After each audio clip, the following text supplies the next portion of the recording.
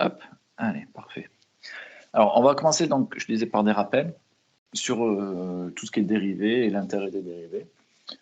Donc, ce qu'on a fait les 2 derniers cours. Et comme ça, on aura tout en tête pour faire un gros exo. Et si on a le temps, on en fera un peu plus, mais il y a au moins un gros exo.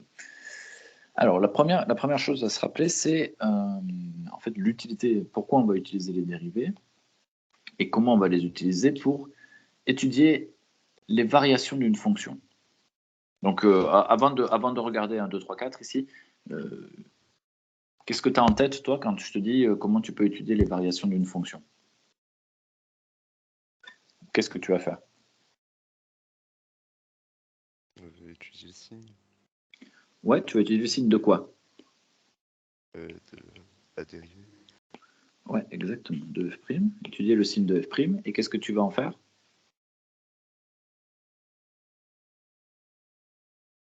Ou dit autrement, comment ça va te permettre d'étudier les variations de la fonction?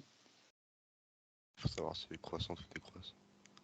Ouais, alors quand est-ce que f va être croissante? Quand est-ce qu'elle va être décroissante? Elle est croissante si elle est convexe. Non?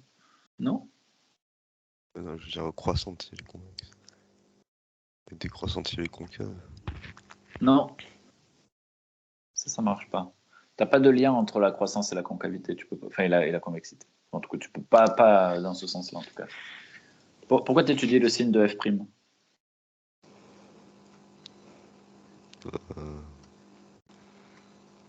Qu'est-ce qui te permet de dire le signe de f'?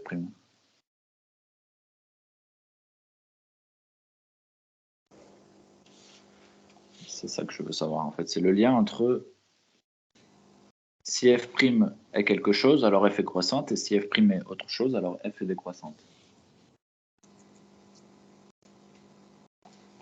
C'est ce lien-là qu'on veut.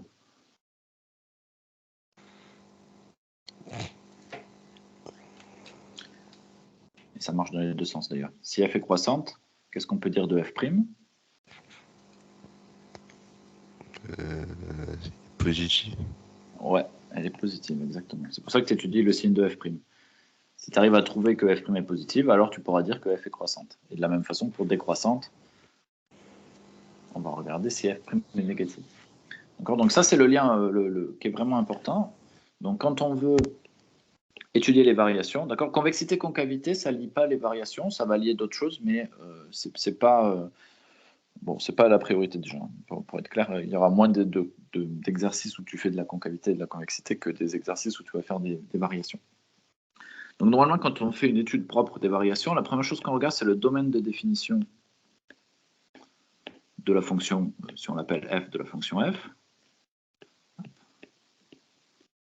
Donc, domaine de définition, je te rappelle, ça veut dire l'ensemble des valeurs de x tel que f de x est bien défini, autrement dit, tel qu'on puisse calculer f de x. C'est les valeurs de x pour lesquelles la formule, on peut utiliser la formule. La deuxième chose, c'est on va calculer la dérivée. Ça, de toute façon, si on veut trouver son signe, on n'a pas trop le choix. Donc, on calcule la dérivée avec les formules. On étudie ce que tu m'as dit, hop, le signe de la dérivée. Et on en déduit les variations de la fonction. Donc, quand on parle de variation, hop, il y a juste signe de la dérivée équivaut à variation de la fonction. Donc, dérivée positive, je vais le réécrire. En déduire les variations de la fonction. Donc ça, il faut que tu le gardes en tête parce que c'est comme ça que ça, c'est ce que tu dois savoir quand tu arrives sur un exo. Donc f' est positive. Si f' est positive, alors f est croissante. Et ça marche dans l'autre sens. Hein. Si f est croissante, alors f' est positive. Et même chose avec négative et décroissante. Ça va, ça? Ouais, c'est bon? Ouais. Ouais, ok. Alors, deuxième chose moins rigolote. Quelle est l'équation de la tangente à la courbe d'une fonction f en un point A?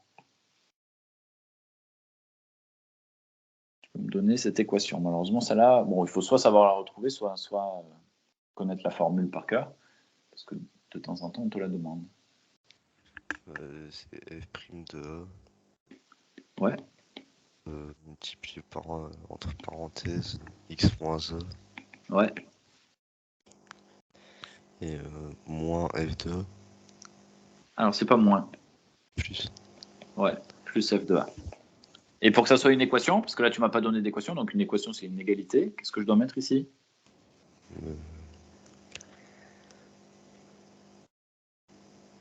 Voilà, tangente. Non. Comment tu donnes l'équation d'une droite, par exemple? Elle a quelle forme, l'équation d'une droite?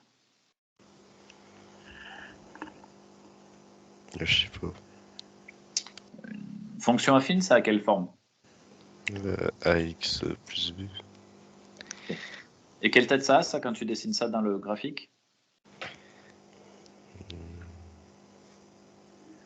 La représentation graphique d'une fonction affine?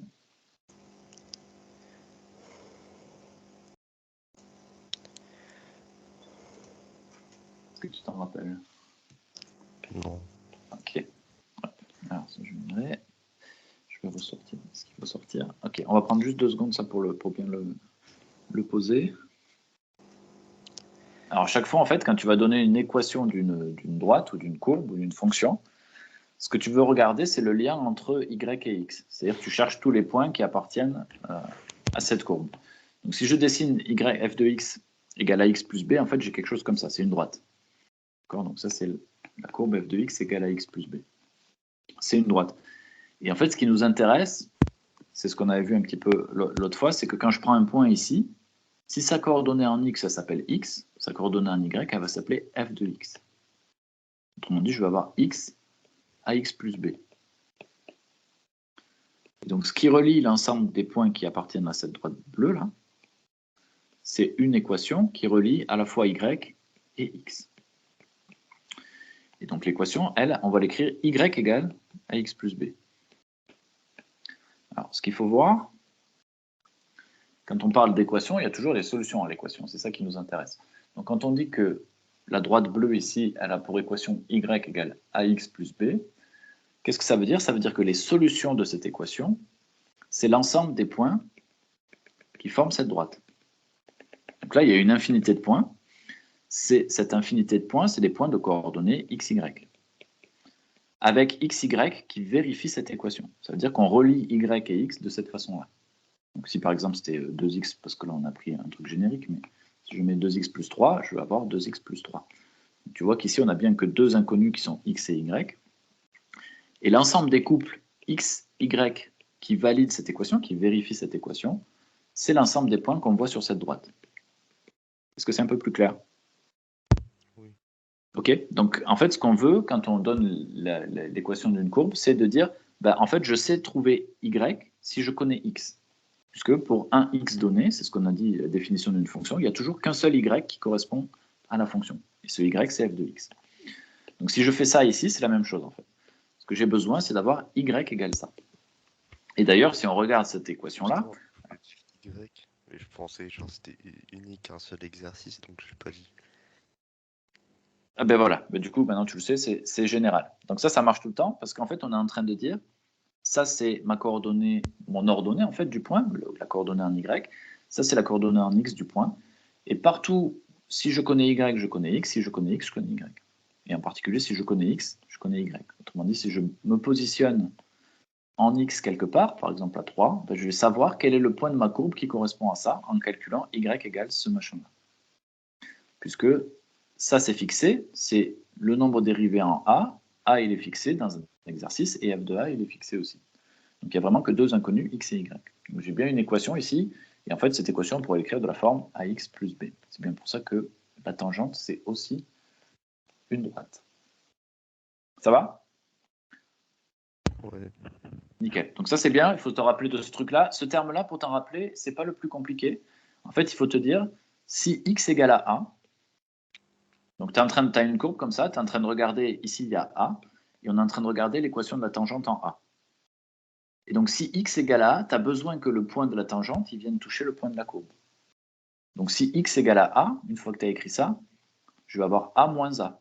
Ça vaut 0, ça veut dire que ce terme-là il s'en va. Et comme j'ai besoin que y, ça soit le point, la coordonnée en y, ça soit le point de la courbe, j'ai besoin que ce soit f de a. C'est pour ça qu'ici, on a plus f de a et pas moins f de a.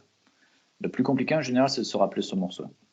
Celui-là, il déduit du fait que tu veux que ta tangente, elle touche ta courbe pour x égale a. Ça va? Hop. Du coup, on va utiliser ça ensuite. Alors, juste un petit rappel sur les dérivés, qu'on les ait en tête, toutes les formules.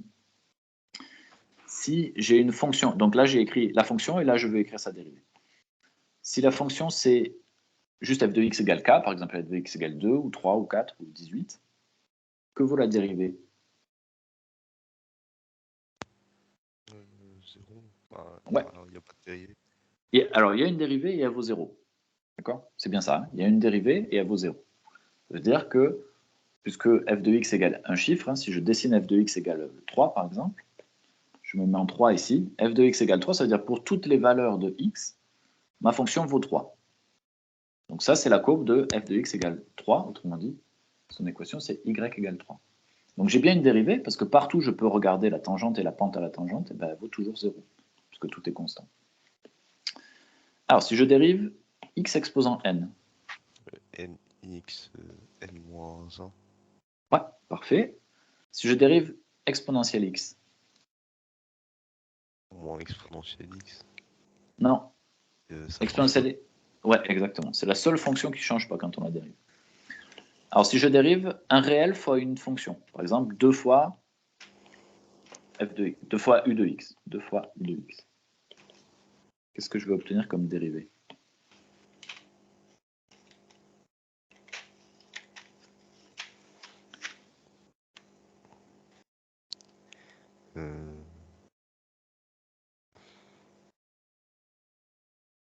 Juste la dérivée de la fonction. U', tu veux dire? Ouais. Et le 4, t'en fais quoi? Ça fait 0. Non. Alors, je pense que c'est... Regarde, si tu dérives, si tu essaies de dériver la fonction f de x égale 2x, tu obtiens quoi?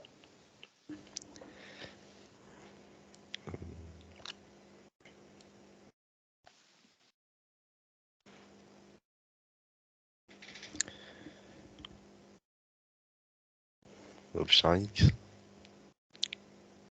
Non. Alors, 2x carré, si tu veux, parce que je sais que la dernière fois, ça t'a embêté, ça.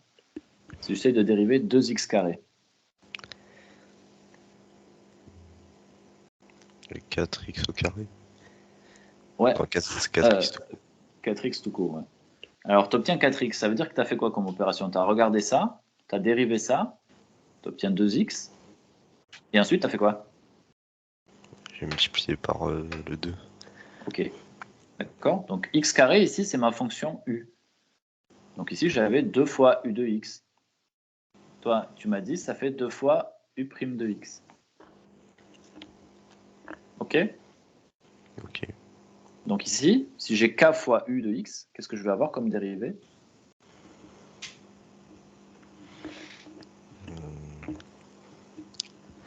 K fois u' de x. Exactement. Ok, donc ici, on fait attention, c'est un réel, donc il n'y a que ça. Donc en effet, quand on le dérive, ça fait 0. Mais ici, on a une multiplication entre un réel et une fonction. En fait, ce que ça veut dire, c'est dès que tu connais la dérivée d'un truc, tu connais la dérivée de 2 fois, 3 fois, 1552 fois ce truc-là, bah, c'est juste à chaque fois 2 fois la dérivée, 3 fois la dérivée, 1552 fois la dérivée. Donc c'est ce que tu fais assez naturellement ici. Mais là, on le généralise et on dit, bah, si on a k fois une fonction, alors on aura k fois sa dérivée. Ok, si je dérive u plus v, donc deux fonctions, la somme de deux fonctions, comment j'obtiens sa dérivée?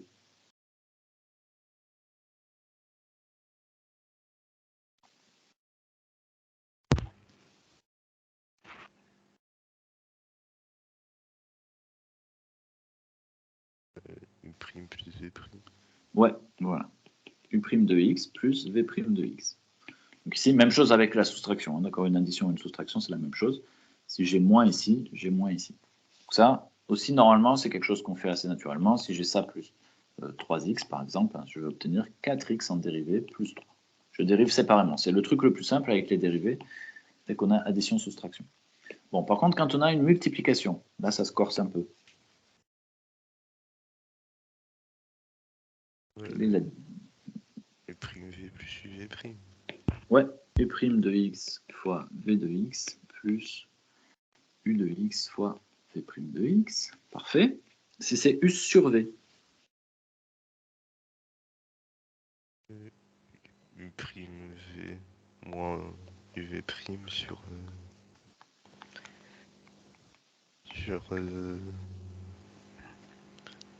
V. Presque. Il manque un truc. V prime. Non. V carré. Ok, c'est bien. Hein. Là, tu as la formule importante, c'est le moins qu'il ne faut pas oublier. Donc, c'est très proche de celle d'au-dessus. On change le signe en moins, par contre. Et après, divisé par V au carré. Allez, celle-là, c'est la formule la plus dure. U de V de X. Donc, on a une composition de deux fonctions.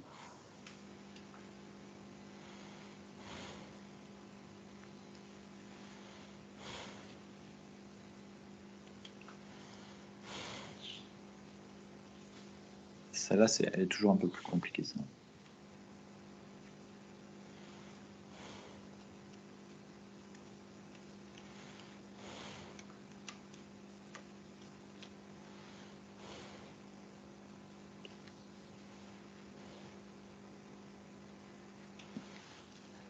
Donc, on a la fonction U et on a remplacé X par une autre fonction.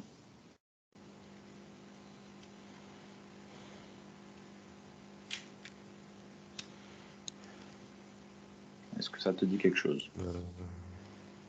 U prime de Vx. Ouais, alors ça, c'est un bon départ. Il manque juste un tout petit truc. Par quoi je dois multiplier encore? Vx. Ah, tu m'as déjà donné V. Alors du coup, là, ça va être V prime. V prime, exactement. D'accord? Donc on garde le point de départ. On avait U de quelque chose, donc on a U prime de ce quelque chose. Et par contre, il faut que la dérivée des deux fonctions apparaisse. Donc là, on avait U prime, et la dérivée de V, elle apparaît ici. Ça va? Donc après, celle-là, c'est une des plus compliquées à utiliser, hein, de toute façon, mais on va essayer d'en refaire là si on en a besoin. Mais c'est bien là. Globalement, tu as tes formules en tête. Voilà, celle-là, il faut que tu les connaisses bien. Pareil pour l'équation de la tangente et pareil pour comment est-ce qu'on étudie les variations de f. Donc, fonction dérivée, on étudie la dérivée, le signe de la dérivée, on en déduit les variations de la fonction. Si tu as tout ça en tête, tu peux faire 90% des exos. Hein, globalement. Alors, avant de faire un exo, on va parler donc convexité, concavité, puisqu'on n'en a pas parlé encore, et que dans ton cours, c'est plus que succinct. Ce qu'il faut comprendre, c'est que être convexe ou être concave, c'est simplement une caractéristique de la courbe de la fonction. Donc on va regarder la courbe de la fonction et on peut dire il y a des endroits où elle est convexe, des endroits où elle est concave. L'idée, c'est toujours la même.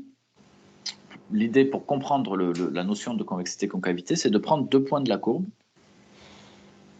dans un intervalle, par exemple AB, bien ici CD, de tracer le segment qui rejoint les deux points et de regarder si ce segment il est en dessous ou au-dessus de la courbe.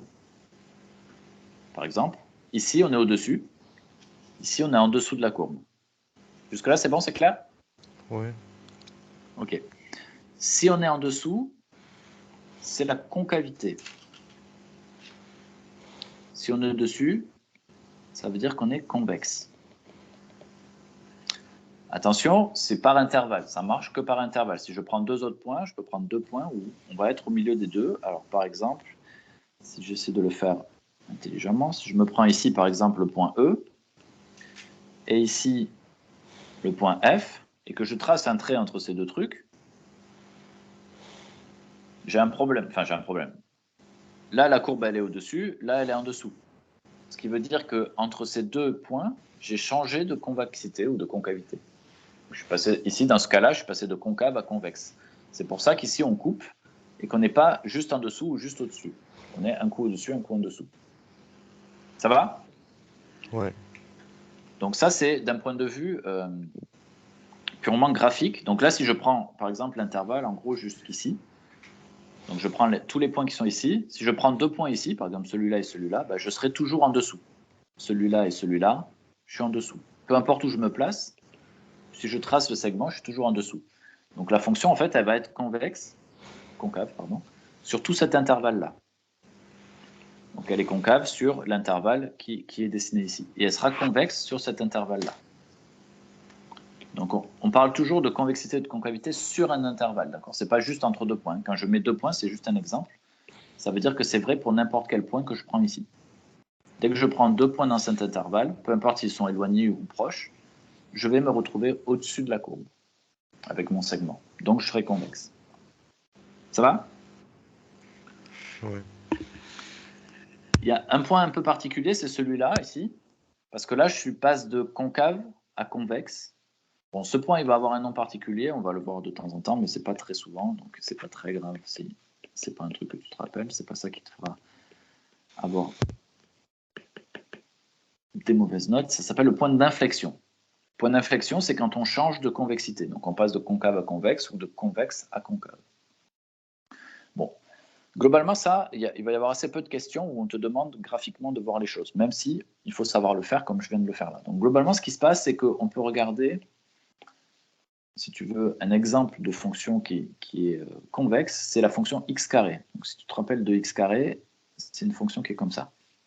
C'est une parabole qui touche 0 en 0, qui est le truc le plus simple possible. Si on regarde x carré, donc pour 1, on vaut 1, pour moins 1, on vaut 1 aussi, pour 2, on vaut 4, puisque 2 au carré, ça fait 4, et puis etc., etc. Et donc on monte très vite, et ça fait une parabole.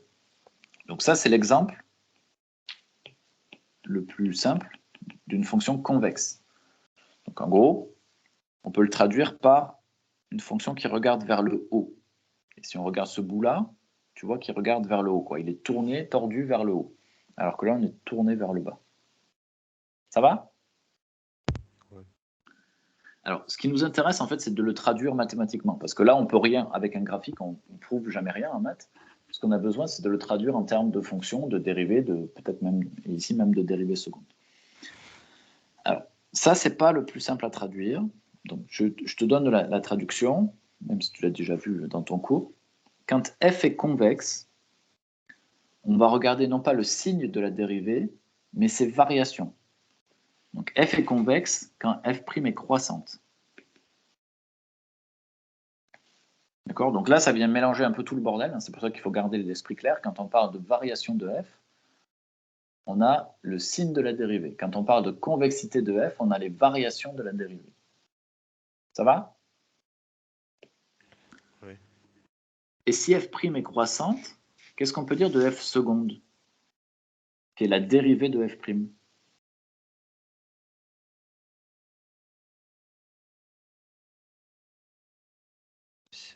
C'est positif. Exactement, parfait. F' est positif ou positive. Alors, voilà, on va dire que c'est une féminin. D'accord? Là, on est en train de regarder les variations d'une fonction, et donc, on peut en déduire le signe de sa dérivée. C'est exactement ce qu'on fait. Et puis après, on remonte encore un cran jusqu'à convexe. Ça, c'est encore autre chose. Ça, c'est le même lien que celui qu'on a vu juste avant. On est entre une fonction et sa dérivée. Et donc, pour convexe, bon, ben, c'est évidemment l'inverse. F est concave, pardon, pour concave. Ça veut dire que f' est décroissante. Hop. Et donc, f seconde est négative. Donc ça, c'est le lien qu'il faut connaître entre convexité de la fonction, variation de la dérivée, signe de la dérivée seconde. Si on essaie de comprendre ce que ça veut dire, quand f' est croissante, on a dit f', ça représente la pente de la tangente. Donc si je me mets sur cette partie-là de la fonction, où ma fonction est convexe, je vais effacer ça pour essayer de garder un peu de visibilité dans ce qu'on fait. Hop, j'efface ce trait-là, on s'en moque. On a dit sur tout cet intervalle-là, la fonction elle est convexe.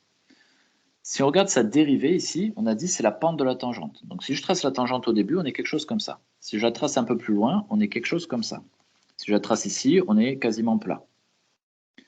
Donc là, j'avais quelque chose d'assez négatif, un peu moins négatif, nul.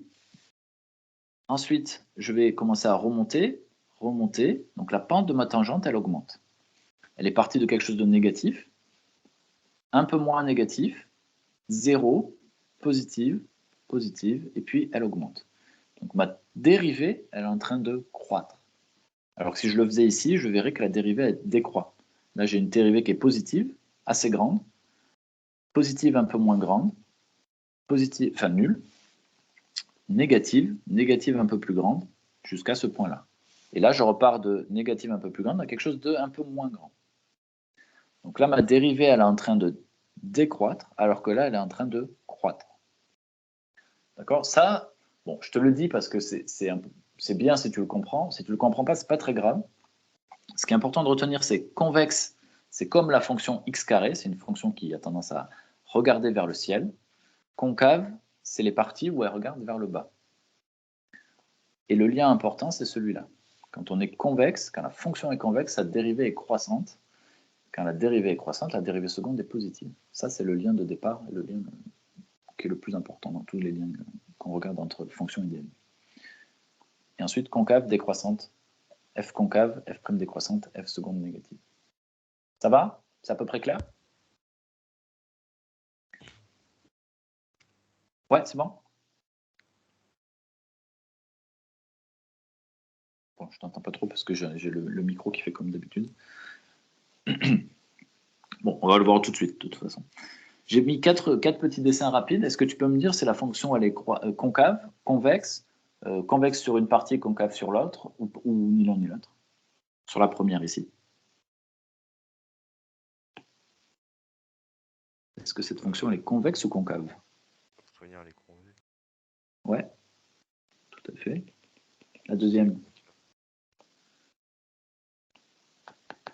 La troisième? 2. Ouais, à peu près jusque... Alors, si je te mets une échelle, on va dire ça, c'est 1, 2, 3... La concave jusqu'à... est convexe. Vas-y, redis-moi concave jusqu'à combien? Juste parce que j'ai pas entendu. 0. Ouais, c'est ça à peu près. Ouais. On a quelque chose qui est par ici. Hop, partout ici. Exactement, super, parfait. Hop, convexe. Concave. Et donc ce point-là, on l'appelle comment? Point d'inflexion. Nickel. Point d'inflexion. Et la dernière, là, elle est convexe ou elle est concave? Aucun des deux. C'est ça, parfait. Aucun des deux. Ouais, elle est ni convexe ni concave. Parce que là, en fait, la dérivée, elle est constante. Puisque là, on regarde la pente de la tangente. La pente de la tangente, elle ne change pas, parce que c'est une droite. Donc, c'est quelque chose de la forme y égale à x plus b. Si je dérive la fonction ax plus b, ben, j'obtiens juste a. Autrement dit, ma dérivée ici, elle est égale à une constante. Comme c'est une constante, ben, elle n'est ni croissante ni décroissante. Donc, la fonction, elle ne regarde ni vers le haut ni vers le bas. Elle est parfaitement droite. Bon, c'est top. Alors, on va faire ce gros exo là que tu m'avais envoyé. On va voir, on aura peut-être le temps d'aller un petit peu plus loin, mais on va déjà commencer par ça. Ça sera très bien. Bon, je t'ai récupéré le dessin, on va le voir juste après en version propre, parce que là, on ne voyait pas grand-chose. L'idée, c'est qu'on part de ce dessin. Donc, on nous donne ici, on nous dit qu'on a représenté dans le repère orthogonal la courbe C, représentative d'une fonction f définie sur l'intervalle moins 10, 5. Donc ça, c'est la courbe de la fonction f.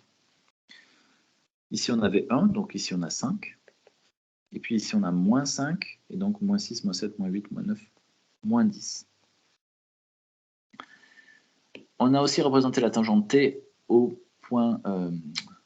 la tangente T à la courbe C au point A d'abscisse moins 5. Donc moins 5 est ici. Et la tangente T, hop, elle est là. Ça va? Ouais. Et on a donné la droite d'équation y égale à x aussi. Hop, qui est celle-ci. Ça, c'est bon aussi? Oui. Nickel. Alors, je te remets le truc en version lisible, parce que il y avait écrit que c'était tiré du bac, hein, donc j'ai été rechercher l'image dans le sujet du bac. On voit que l'échelle n'est pas la même, mais on a exactement les mêmes infos ici. Hein. On passe bien en 0, on a un point d'abscisse moins 5 ici, on a le point d'abscisse 5 ici, la droite y égale x, et puis la tangente ici à la courbe en A. C'est bon pour toi? Et on s'intéresse entre moins 10 et 5. Alors, ici, on fait simplement de la lecture graphique. Quand on nous dit ça en maths, ça veut dire qu'il n'y a rien à justifier, qu'on va regarder le graphique et puis on va lire ce qu'on peut, on va essayer de répondre en lisant sur le graphique. Donc là, c'est en général, ce que ça veut dire, c'est qu'il faut bien comprendre les liens entre les différentes choses et c'est ce qu'on va voir de suite. Donc cette partie est un questionnaire à choix multiples. Alors, deux choses. Pour chacune des questions suivantes, une seule des 4 réponses est exacte et aucune justification n'est demandée. Alors, je ne sais pas si tu as l'habitude d'essayer de grappiller des points ou pas dans les tests. Fais-le, c'est important. Ici, c'est un questionnaire. Il n'est pas noté que si tu fais une réponse fausse, tu perds des points. Ça se fait quasiment plus de toute façon. Ça veut dire que dans tous les cas, il faut que tu répondes ici, même si tu ne sais pas de quoi tout. Vas-y, dis-moi. C'est légal d'enlever des points au QCM.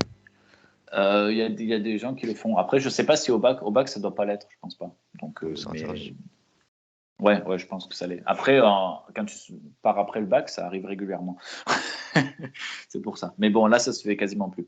Ça veut dire que comme tu as un QCM, ici, même si tu n'avais pas eu le temps de faire quoi que ce soit et que tu n'as même pas réfléchi, tu en entoures, enfin, tu donnes les réponses, tu donnes une réponse sur chaque truc, tu as une chance sur 4 d'avoir juste. Bon, avec un peu de chance, tu auras grappillé des points même si tu n'as rien fait de l'exercice. C'est bon pour ça? Ouais. Tu fais déjà? Ouais. Ok. Moi, je l'ai fait. Tu fais bien. Il faut grappiller les points. Le truc que je fais. Alors, le mieux reste quand même de comprendre l'exercice et de le faire. Alors, première chose, parmi les 4 valeurs ci-dessous, la meilleure valeur approchée du coefficient directeur de la tangente t est blablabla. Donc, on veut valeur approchée du coefficient directeur de la tangente t. Donc, la tangente t, c'est celle qui est ici. Donc, c'est la droite. Alors, je vais la surligner pour qu'on voit quelque chose. Hop. C'est cette droite-là.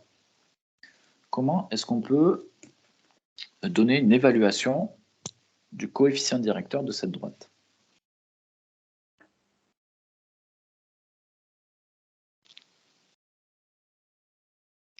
Je dirais que c'est 3. Alors, dis-moi déjà, est-ce que c'est positif ou négatif?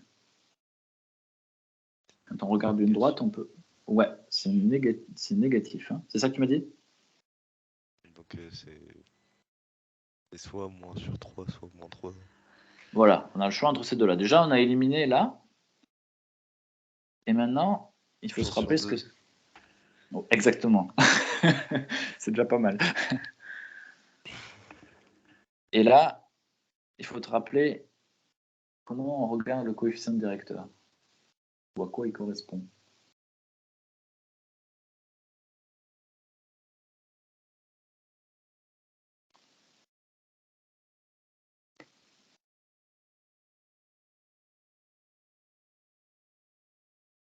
Alors, soit comment le calculer, parce qu'on peut toujours essayer de le calculer ici, à peu près.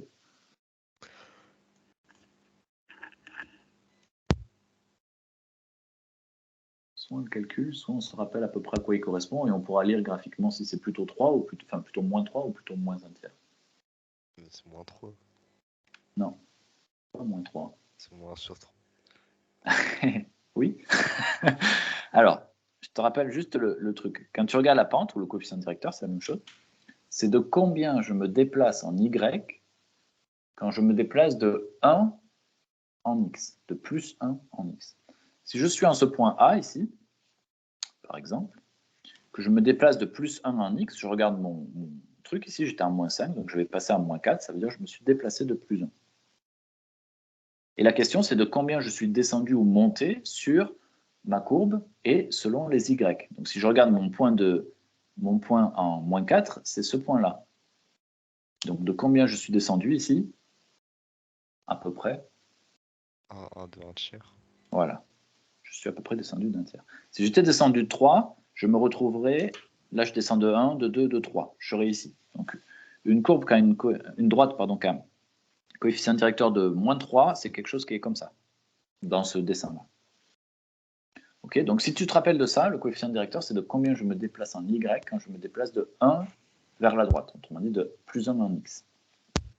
Donc là, tu vois qu'on n'est pas descendu de plus qu'un carreau, puisqu'un carreau, ça représente 1 en Y ici, donc on est bien à un tiers. Une autre façon de le voir, c'est quand on le calcule. Quand on le calcule, on prend 2 points où on peut à peu près avoir les coordonnées, par exemple celui-là et celui-là. Donc là, si je regarde, pour passer de ce point-là à ce point-là, je me suis déplacé de 3 en X et je suis descendu de 1 en Y. Donc si je sais ça, vu que tout est proportionnel, ici c'est une droite, si je me déplace que de 1 en X, je vais me déplacer d'un tiers. Ça va? Ouais. Ok. Alors, et la dernière façon, c'est de le faire vraiment en faisant le calcul. Si je regarde les coordonnées de ce point-là, c'est quoi les coordonnées de ce point? Quand tu les lis. 2 moins 7. Alors, tu me donnes lequel en premier, X ou Y? Du coup, c'est quoi? C'est 2. Ouais, moins. Attends, en X c'est 2 ou en Y? Parce que je t'entends mal. En X c'est 2, en Y c'est moins 7. Donc tu lis les X ici? Non, non. Ok, on lit X ici, ça c'est bon?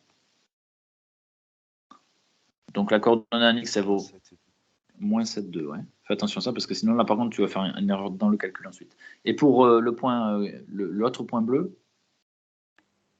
Moins 4 et 1. Moins 4 et 1. D'accord, donc là j'ai les coordonnées d'un point et d'un autre point de ma droite, et donc je peux calculer le coefficient directeur. Est-ce que tu te rappelles la formule?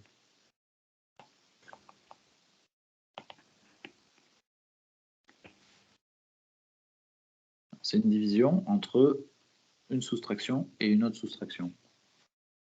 Qu'est-ce que je dois mettre?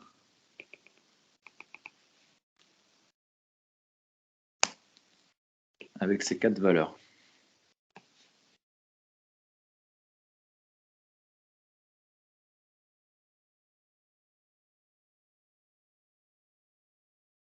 Toi, on veut calculer de combien on se déplace en Y quand on se déplace de 1 en X.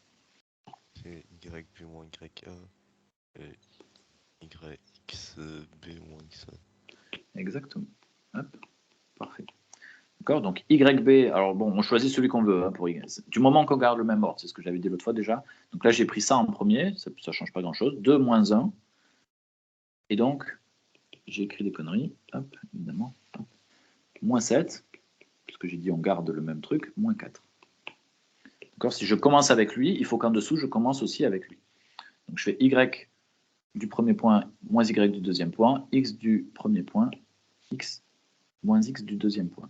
Soit dans ce sens, soit dans l'autre sens. Évidemment, c'est la même chose ici. J'aurais pu écrire 1 moins 2 divisé par moins 4 moins 7. Ça ne change absolument rien parce que j'ai multiplié par moins 1 en haut et puis par moins 1 en bas. Donc, je n'ai pas changé ma fraction. Et une fois que j'ai ça, je fais le calcul. En haut, j'ai 2 moins 1. Ça fait...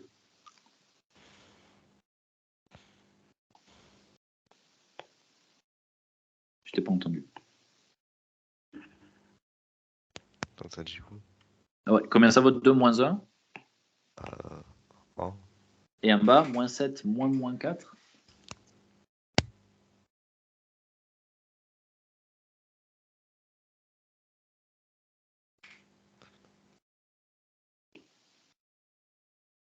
Moins 11. Hey. Oui. Alors ça veut dire que ton coefficient directeur, c'est moins 1 sur 11. Alors pourquoi ça fait pas moins 11? C'est moins 3. Ouais, pourquoi c'est moins 3? Parce que ça s'annule. Moins et moins ça fait plus. Exactement. Donc ici, c'est moins 7 plus 4. Donc 4 moins 7, ça fait moins 3. Ok. D'accord. Donc ça, c'est la troisième façon de le faire. Hein, c'est d'aller chercher 2 points sur ton graphique et de regarder avec ces 2 points de combien, faire le calcul vraiment explicitement, quoi. Dans un cas comme ça, le mieux, c'est d'avoir compris à quoi ça correspond. C'est-à-dire, je me déplace de 1 en X, de combien je suis monté ou descendu. Et là, tu peux lire graphiquement que de toute façon, c'est pas moins 3, ça va être un truc plus petit que moins 1. Donc, c'est forcément moins un tiers ton résultat. Ok. Deuxième chose, la fonction semble concave sur moins 5, 0, convexe sur moins 10, moins 5, moins 10, 5, pardon, concave sur moins 10, 0 ou convexe sur moins 5, 5. Bon, on va regarder la fonction. Et la question, c'est où est-ce qu'elle te semble concave, convexe ou autre chose? Je vais essayer de récupérer ça.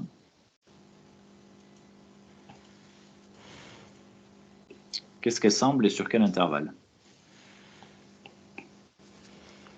Qu'est-ce qu'elle semble de quoi? Est-ce que ça semble convexe. convexe ou concave et sur quel intervalle? Convexe. Ouais. Et sur quel intervalle? Partout. Alors, il va falloir choisir parce que si on regarde ce qu'on nous a proposé, bon, concave, d'accord, on peut l'éliminer. On nous propose convexe sur moins 10, 5 ou convexe sur moins 5, 5. Donc soit sur l'intervalle complet, soit sur l'intervalle ici. Donc la question c'est est-ce qu'elle est convexe ici?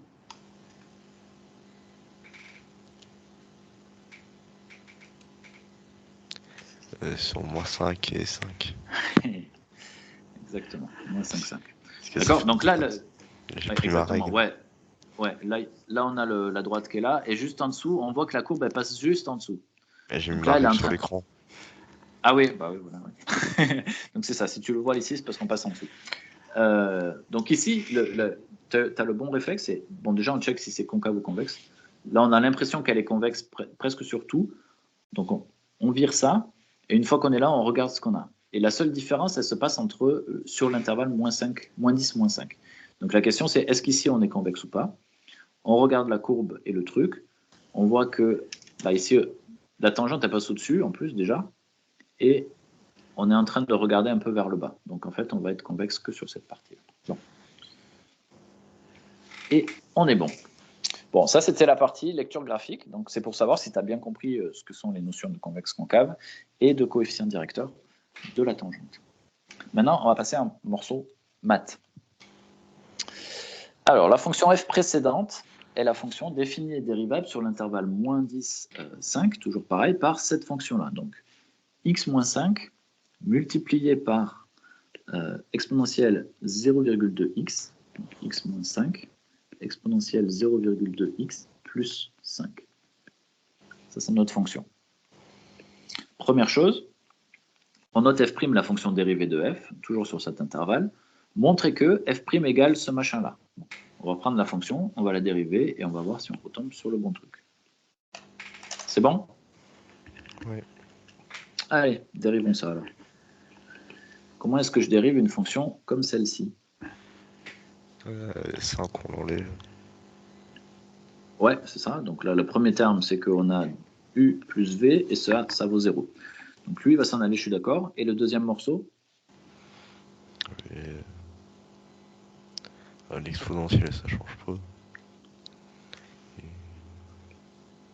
Alors,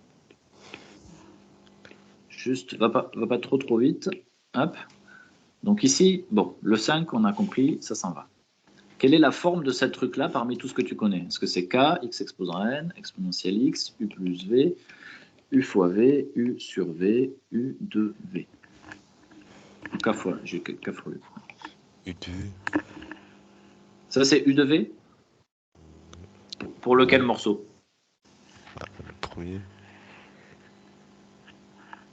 Donc ça, c'est u de v. Et que vaut u et que valent u et v du coup, si c'est u de v? Ouais.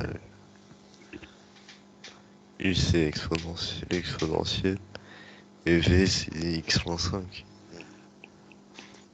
C'est exponentielle quoi ici? 0,2x. Ah. Et du coup, ça a quelle forme? C'est la forme u de v?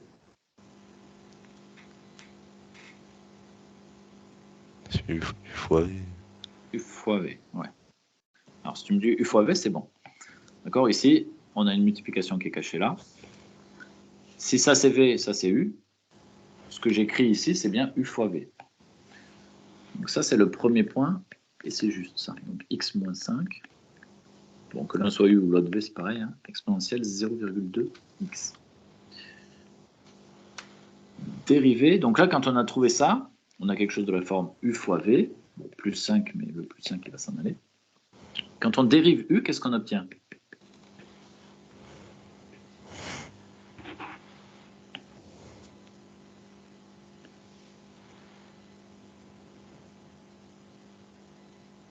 La dérivée d'x moins 5. On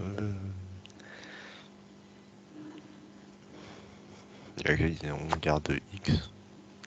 Alors, on va le reprendre celui-là parce que je sais que tu me le dis. Il y a un truc qui te perturbe dès qu'il y a x en fait. Hop, regarde. Je me mets là. Donc la formule, tu la connais bien en plus, c'est celle-là. Hop, nx n-1. Quand j'écris la dérivée de x, j'ai quel exposant ici? 1. Ok. Donc si je dérive x exposant 1, qu'est-ce que j'obtiens?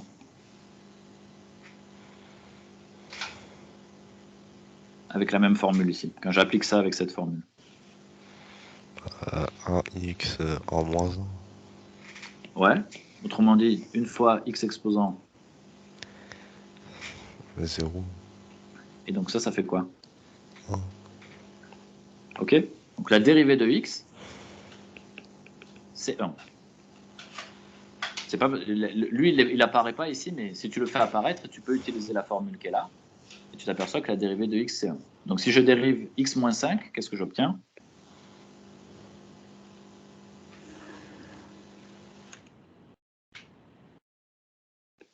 On a 1 moins 5. Alors, tu l'as pas fait tout à l'heure, l'erreur. Ouais, c'est ça. On a un tout court. Un tout court, d'accord. Celui-là, on l'a dérivé, ça fait 1. Celui-là, on le dérive, ça fait 0. Donc il reste 1 moins 0, ça fait 1. Alors, attention, dérivée de exponentielle 0,2x.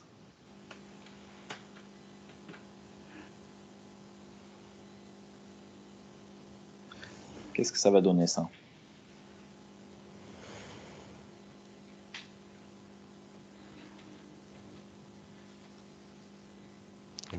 Exponentielle 0,2x.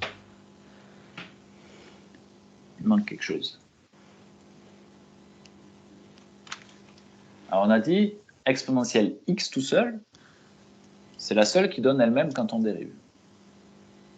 Mais là, c'est pas exponentielle x, c'est exponentielle 0,2x.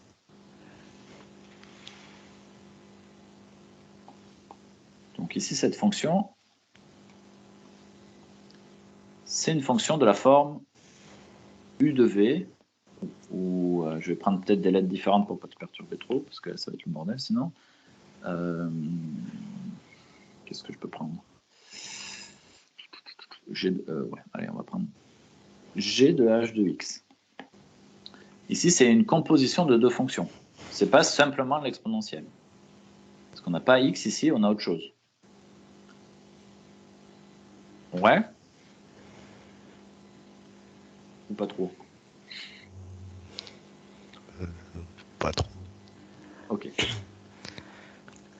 Alors, celle qu'on connaît, c'est celle-là. Si j'ai, alors je vais l'écrire comme ça, je vais l'écrire comme ça. Hop. La dérivée d'exponentielle x, c'est exponentielle x. Ça, il n'y a pas de problème. Mais le truc, c'est qu'il faut qu'on ait exactement exponentielle x. Ici, je n'ai pas exponentielle x, j'ai exponentielle 0,2x. Ça, c'est une exponentielle d'une autre fonction. C'est quoi h de x ici?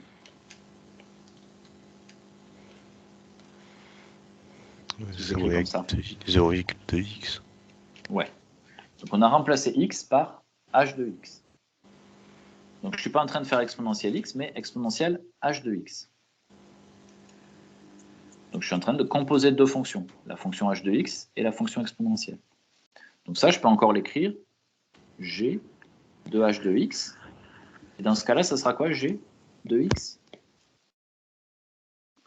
Si j'écris ça comme ça.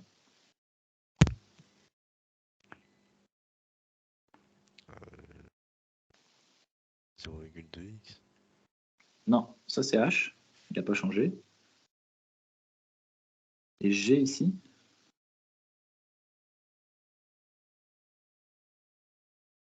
quand je réécris cette exponentielle de h de x comme g de h de x. Et donc c'est quoi g? Exponentielle. Ouais, et je mets quoi là-haut? Si je parle juste de g de x.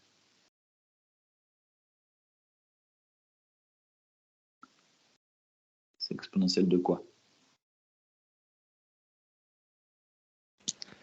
Exponentielle de 0. Exponentielle de x. Ouais, voilà.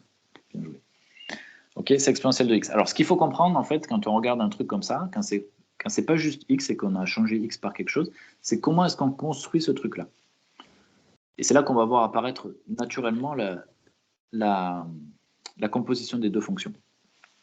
Je pars de x, si je dois calculer ce machin-là, je pars de x, je vais le multiplier par 0,2, et une fois que j'aurai ça, je ferai exponentielle de ce truc-là. Autrement dit, la première étape, c'est celle-ci. Et une fois que j'ai ça, je fais exponentielle de 0,2x. Donc la fonction que j'ai utilisée entre ici et ici, c'est bien la fonction que j'ai appelée h de x égale 0,2x. Donc je prends x et je le mets dans ma fonction h de x. Et ensuite, quand je passe de là à là, j'utilise la fonction g de x égale exponentielle x, et je l'utilise pour ce truc-là. Donc je fais g de 0,2x. Et quand je fais ça, je remplace x par 0,2x et j'obtiens ça. C'est clair ça, ouais? Ouais. Ok, donc c'est là où on compose. En fait, on a fait la première et la deuxième. Ce qui est important, c'est de comprendre quelle est la première et quelle est la deuxième. Une fois que tu as ça, en fait, on est de la forme g de h de x, comme on avait tout à l'heure u de v de x. Bon, je n'ai pas remis u et v parce qu'on les a utilisés au-dessus, mais c'est la même chose. On a composé deux fonctions. Bon, une fois qu'on a compris ça, qu'on s'est aperçu de ça, il faut savoir utiliser la dérivée. Donc ici, je vais le remettre tranquillement. Hop. On a dit, cette fonction-là, c'est g de h de x avec g de x qui est donc l'exponentielle ici, de x, et h de x qui est 0,2x. Alors, quelle va être la dérivée de ce truc-là? Donc, moi, ce qui m'intéresse, c'est v'. Si v, c'est g de h de x, que vaut la dérivée v'?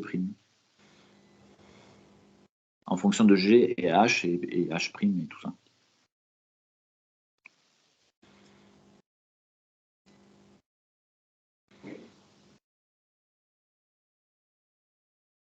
Autrement dit, quelle est la formule de la dérivée de ça?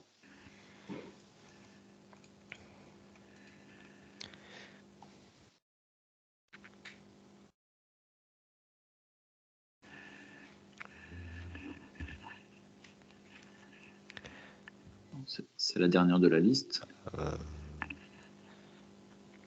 C'est u de vx.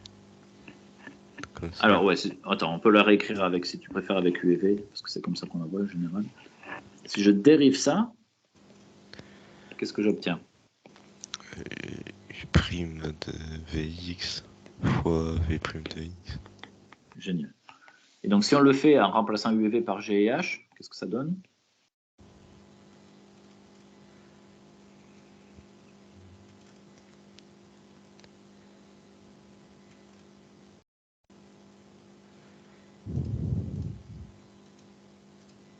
Donne-moi la même formule, mais à la place de u et v, on met g et h. Bah, g' de hx fois Ouais, h' de x. parfait. Ouais, exactement. D'accord.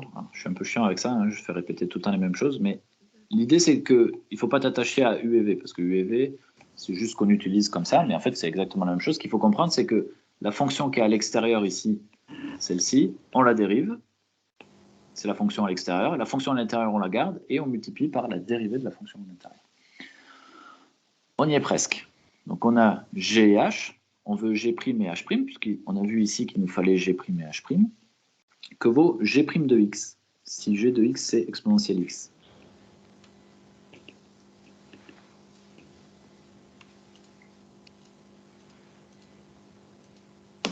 La dérivée d'exponentielle x, c'est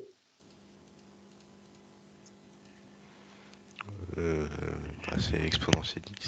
ouais, tout à fait, c'est elle-même. Et la dérivée de 0,2 fois x,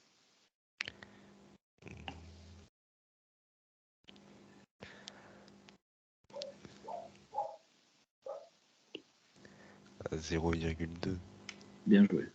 D'accord. On a dit dérivée de x, c'est 1. 0,2 fois quelque chose, bah, ça reste 0,2 fois la fonction. Et la dérivée de la fonction, 0,2 fois 1. OK. Donc là, on a g, g', h, h'. On peut donc écrire ce que c'est que v'. Qu'est-ce qu'on obtient quand on fait g' de h de x?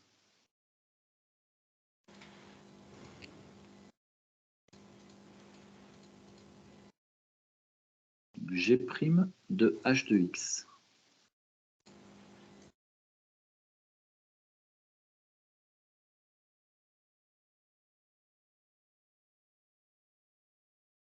Qu'est-ce que ça vaut?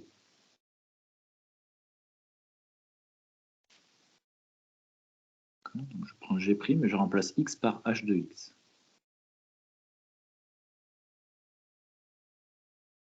Je prends g' et je remplace x par h de x.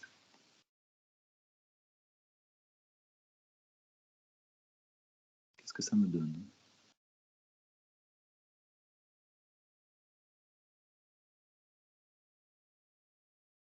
je t'entends plus du tout. Alors, je sais pas si c'est que ça a bugué. Non. Je disais exponentielle de 0,2x. Ah oui, ok, ouais. Je t'entendais pas en fait. Genre, j'avais désactivé le micro, mais je l'ai pas vu. Ah ok. Ok, nickel. Alors ça c'est le premier terme et h' du coup multiplié par h'.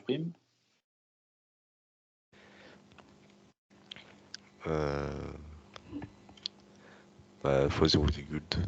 Ouais, tout simplement. D'accord, donc si on regarde ce que tu m'avais dit au début, tu avais le bon début, mais il fallait pas oublier de multiplier par la dérivée de ce qui était en haut ici, multiplié par 0,2. Ok, donc bon, on prend le temps, à chaque fois c'est important de prendre le temps de faire cette décomposition, parce que quand on comprend bien ce qu'on fait, ensuite on est capable de le refaire. Et donc là on a tout. On a f de x, qui est de la forme u fois v, on a u, on a v, on a u', on a v'. Donc quelle est la forme de la dérivée de f' de x, sachant que f c'était u fois v?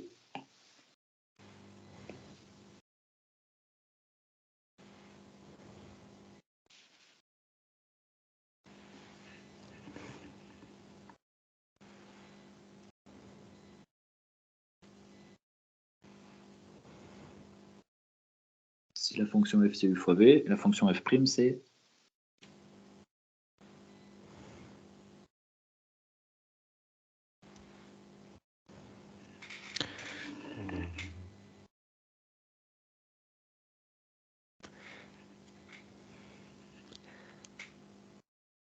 tu m'as dit tout à l'heure. F', Ouais. c'est ce qu'on a fait. Ouais, tout à fait. Ouais. Je te demande juste de me le répéter. Donc c'est u'. Fois V'. Attends, tu m'as pas dit ça tout à l'heure. Alors si la fonction c'est u fois v, la dérivée c'est U' fois V. Fois V'. alors vas-y, redis-moi, qu'est-ce qu'il y a entre les deux? Fois V', comme on a fait. Non. Ah oui, alors attention, tu mélanges deux choses. Tu mélanges u fois v, alors quand j'écris u fois v, ça veut dire u de x fois v de x. Et u de v. Ça veut dire u de v de x. Là, il n'y a pas de multiplication. Là, c'est juste, j'ai remplacé x par v de x. U fois v, c'est vraiment la multiplication de la fonction u par la fonction v. Ici, j'ai pas de lien entre, j'ai pas deux morceaux comme j'ai fait tout à l'heure. J'ai un truc d'un côté qui est u et de l'autre j'ai v et je multiplie les deux ensemble. Ici, on est bien en train de multiplier x-5 par exponentielle 0 de x. On n'est pas en train de mixer x-5 avec ce truc-là. Est-ce que tu vois la différence ou pas? Oui. Ici, il y a vraiment une multiplication. Quand on fait u de v de x, il n'y a pas de multiplication. Si tu regardes ici, la multiplication, elle n'est pas dans le u de v. On avait une fonction qui était ça, l'autre qui était ça. Il n'y a pas de multiplication entre ces deux fonctions. Par contre, on remplace x par ça. Alors qu'ici, on est bien en train de faire une multiplication. Donc là, c'est bien une multiplication entre u de x et v de x. Donc la dérivée de la multiplication, c'est quoi?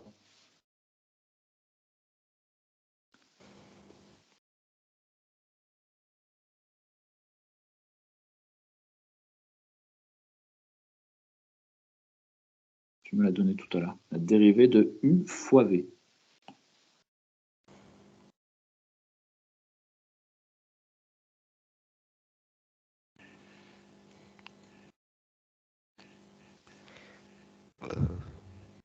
La dérivée de U fois V. Ouais.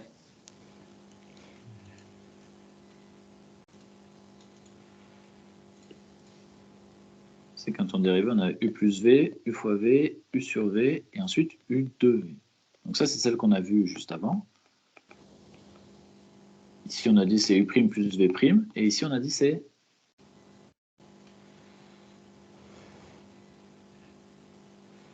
Elle est proche de celle qui est ici.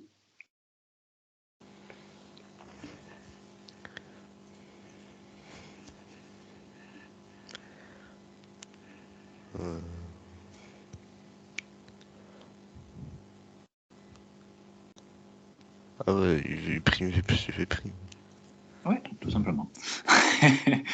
U'V plus UV'. Ok, ça va? Ouais. D'accord? C'est pas grave, il faut juste refaire les liens de temps en temps, c'est normal. Hein, parce que là, on fait beaucoup de choses et là, il y a une double, on a dérivé 2 fois à l'intérieur, c'est compliqué. Donc là, on a la forme de la dérivée par rapport à notre fonction de départ. On n'a plus qu'à remplacer U'V, UV' par ce qu'on a, UV, U'V. Qu'est-ce qu'on obtient?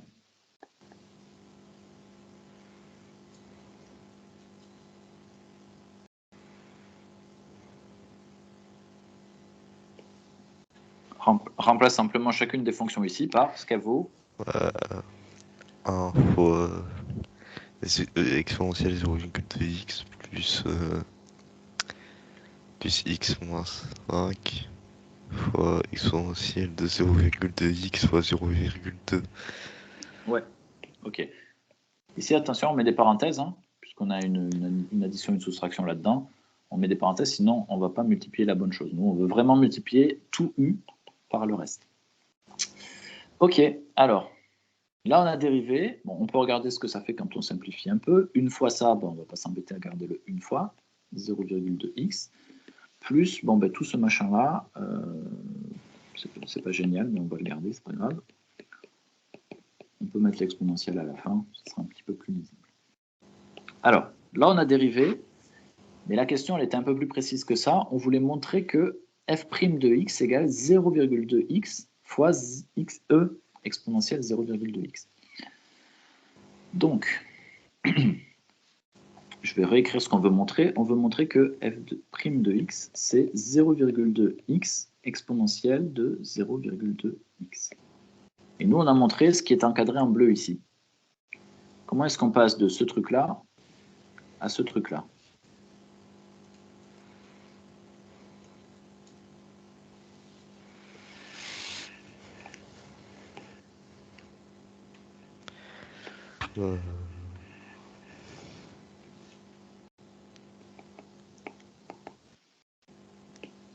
Qu'est-ce qu'on peut faire quand on a ça? On développe. Ouais, exactement. Allons-y. Donc le premier terme, lui, il n'y a rien à développer. Alors quand je développe ça, attention, qu'est-ce que j'obtiens?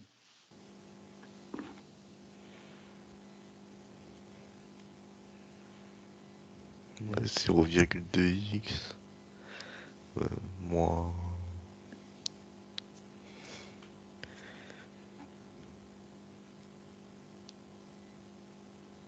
Ouais, donc quoi?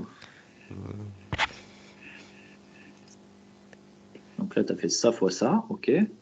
On a le moins. Non, moins 5 fois 0,2. Ouais. Et ensuite, qu'est-ce qui manque? Ou qu'est-ce qui reste? Ah, ça fait moins 1 du coup. Ouais, tout à fait, ça te fait moins 1. On peut écrire 1 ici. Ouais, fois exponentielle de 0,2x. Ok. Si je l'écris comme ça, c'est bon ou pas? Ouais. T'es sûr? Bon, faut continuer de développer. Alors, ça dépend, ouais, vas-y, qu'est-ce que ça veut dire? Qu'est-ce que tu vas écrire de plus?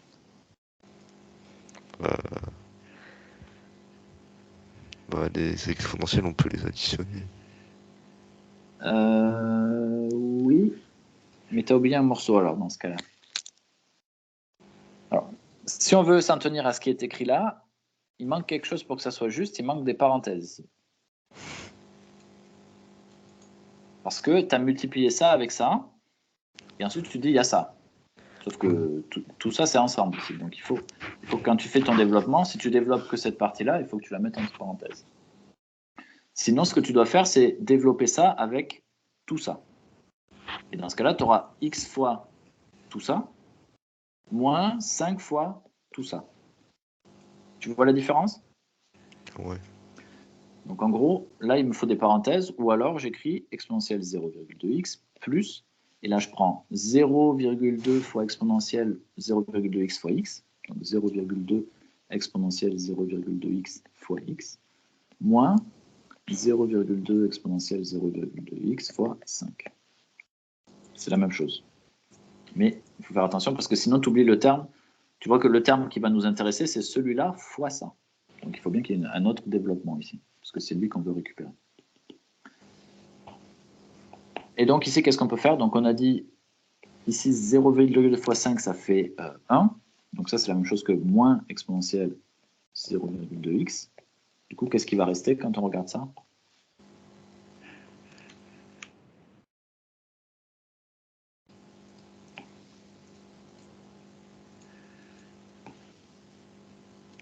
J'ai été trop vite?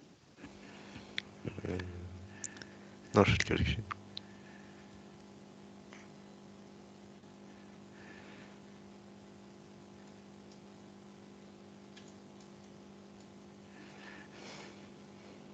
Attends, je vais te le réécrire. Donc ça, c'est ce que tu m'as dit. Si tu n'oublies pas les parenthèses ici, tout est bon. En mettant ces parenthèses, quand je développe, bon, je garde le premier terme, et quand je développe ça, j'obtiens 0,2x exponentielle 0,2x moins une fois exponentielle 0,2x. C'est OK ce passage? Oui. Donc combien, si je fais ça, enfin si je regarde ça, qu'est-ce que je peux faire comme calcul facilement?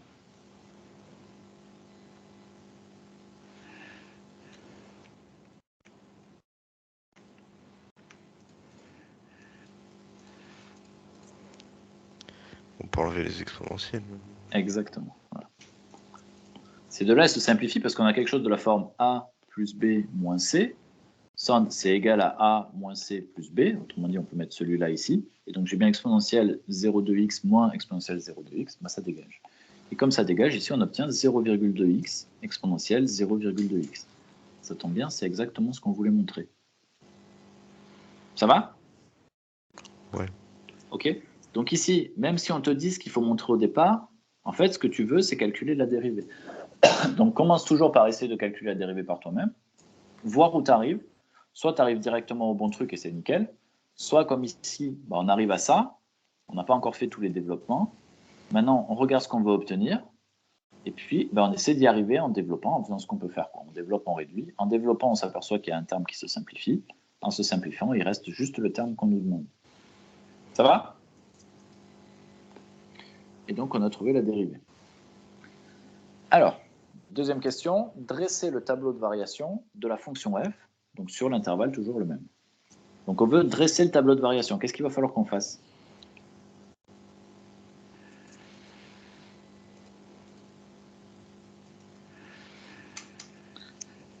Quand on veut le tableau de variation, enfin les variations de la fonction f. Si elle est croissante ou décroissante. Ouais, et donc qu'est-ce qu'il faut qu'on fasse avant de pouvoir dire si f est croissante ou décroissante? Le signe de la dérivée. Exactement. Petit b, variation de f. Donc pour faire ça, on va regarder signe de f'. Donc f', on vient de dire, f' de x égale 0,2x exponentielle 0,2x. Et le tout, on veut l'étudier sur moins 10, 5. Comment est-ce qu'on peut savoir le signe de ce truc-là?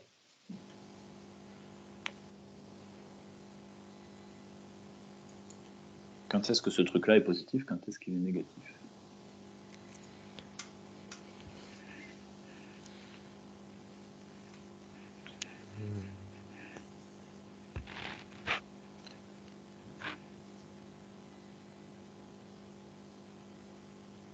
Est-ce qu'on connaît le signe de ça, là, par exemple? C'est positif.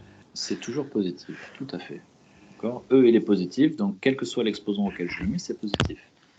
Bon, le signe de 0,2, on le connaît aussi, c'est positif.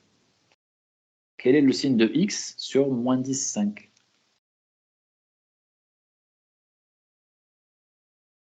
Quand est-ce que x est positif? Quand est-ce qu'il est négatif? Il est négatif de moins 10 à 0. Ouais, tout simplement, et positif ensuite. Donc si je le fais juste ici, avec un mini tableau entre les deux, ici j'ai moins 10, là j'ai 5, donc je vais avoir la valeur 0 qui va m'intéresser.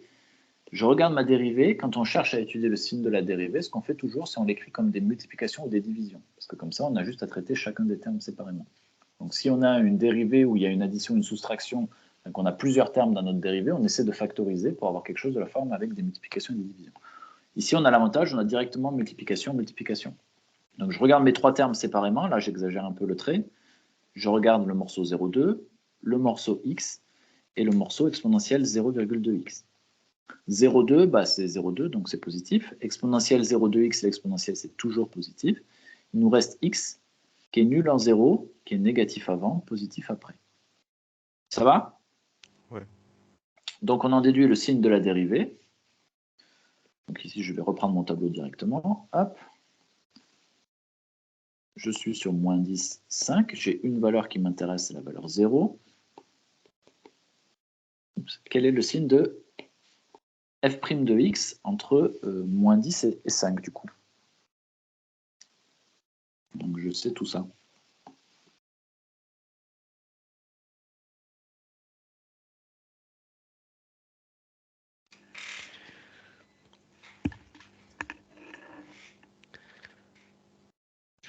C'est pas pareil. Ça veut dire quoi, c'est pas pareil? Genre, les signes sont différents. Alors, f', la fonction f', c'est ça, fois ça, fois ça. Donc quand est-ce qu'f' va être nul? Pour quelle valeur de x? X égale 0. Ouais. Donc x égale 0, la dérivée, elle est nulle. Pour x plus petit que 0, on va avoir quel signe? Négatif. Ouais. Et pour un x plus grand que 0, c'est bon pour toi? On a la multiplication de ces trois morceaux, plus fois moins fois plus, ça fait moins, donc on reste OK. Une fois qu'on a le signe de la dérivée, ce qu'on vient de faire, on va voir les variations de la fonction f. Qu'est-ce qu'elle fait la fonction f entre moins 10 et 0 comme variation? Décroissante et croissante. Tout à fait, décroissante et croissante. D'accord? Ici, on a un minimum. Pour l'instant, on n'a pas calculé sa valeur. Et ici, on a deux autres valeurs. Donc, si on regarde notre dessin quand même, ça tombe bien, c'est bien ce qu'on a vu. Jusqu'à 0, la fonction f, qui est la fonction en rouge, elle est décroissante, et ensuite elle est croissante. Donc on a bien rattrapé ce qu'on voulait rattraper. C'est plutôt une bonne nouvelle. Alors en général, on met aussi, alors je vais reprendre la fonction f, elle est là. On rajoute, quand on est dans un cas comme ça, on rajoute aussi les valeurs, tant qu'à faire.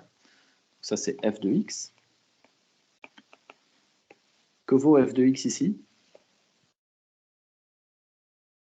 0. Alors x vaut 0,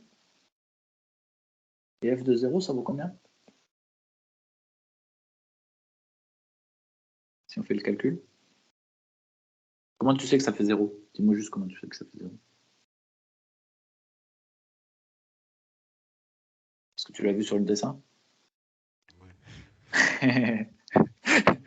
Alors, le dessin, il faut toujours s'en méfier. Hein. Ça pourrait faire 0,000001 et tu ne verrais pas la différence. Donc, si on le fait le calcul ici, on a f de x et on veut f de 0. Qu'est-ce qu'on obtient? Si je remplace x par 0, qu'est-ce que j'obtiens? 0 moins 5. Exponentielle de... 0,2 fois 0. Ouais, Plus 5. plus 5. Alors, 0 moins 5, ça fait... Moins 5. Exponentielle de 0,2 fois 0. Exponentielle 0. Okay, plus 5. Ok. Exponentielle 0, ça vaut combien? 0. Non. Exponentielle. Non. Alors, exponentielle 0, ça veut juste dire le nombre e à l'exposant 0. Quand on met quelque chose à l'exposant 0, on obtient combien? C'est une convention. Quand on met quelque chose à l'exposant 0,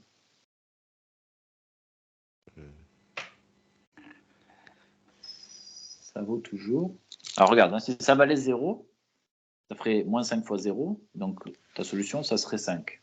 Si ça vaut e, moins 5 fois e plus 5, ça ne fait pas 0 non plus. Il faut que e0, ça vaille combien? Il faut que tout ça, ça vaille 0.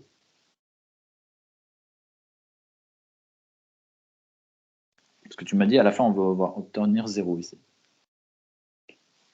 Donc ça sous-entend que ça vaut combien?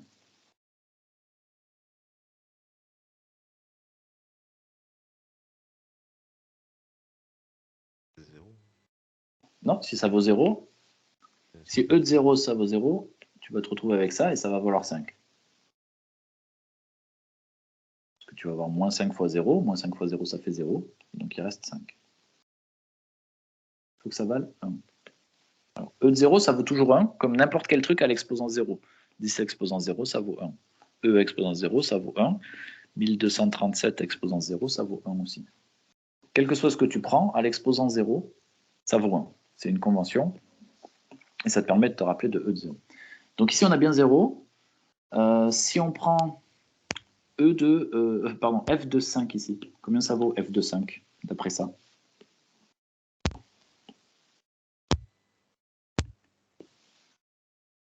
Je remplace x par 5, qu'est-ce que j'obtiens? Ce terme-là, il va valoir combien? Différentiel de 0. Combien tu as là dans la première parenthèse? Si je remplace x par 5, la parenthèse, elle vaut 0. Et si je multiplie par ça, qu'est-ce que j'obtiens?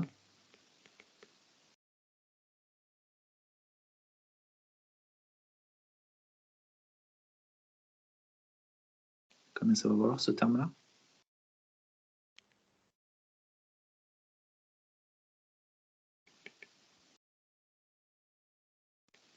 Combien ça vaut ça?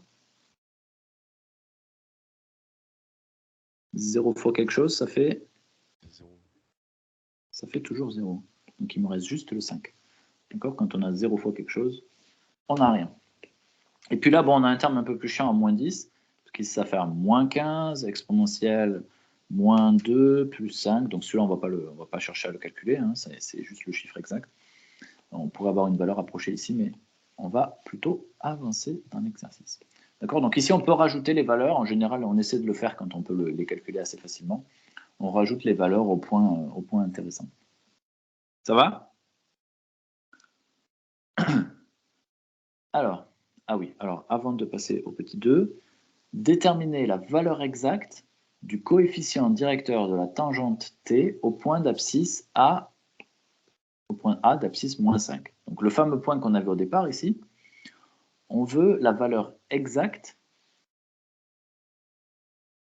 du coefficient directeur de cette tangente.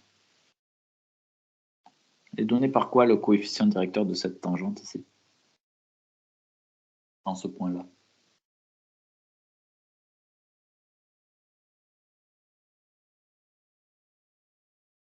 Donc on est en moins 5. Vas-y, redis-moi. Je t'entends pas, excuse-moi. Mais... Point d'inflexion. Non, non, non. À quoi tu relis donc la tangente à la courbe en moins 5? Tu m'as donné l'équation de la tangente un peu plus tôt dans le cours. Et qu'est-ce qu'était le terme qui était multiplié par x? Le seul terme qui multipliait x. Donc l'équation de la tangente, c'était y égale x moins a plus f de a ici. Et donc ici, qu'est-ce qu'on avait?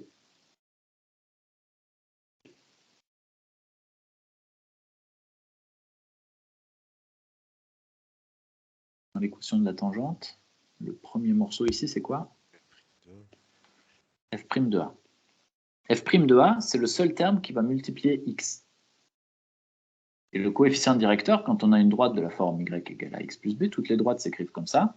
Le coefficient directeur, c'est celui qui multiplie x.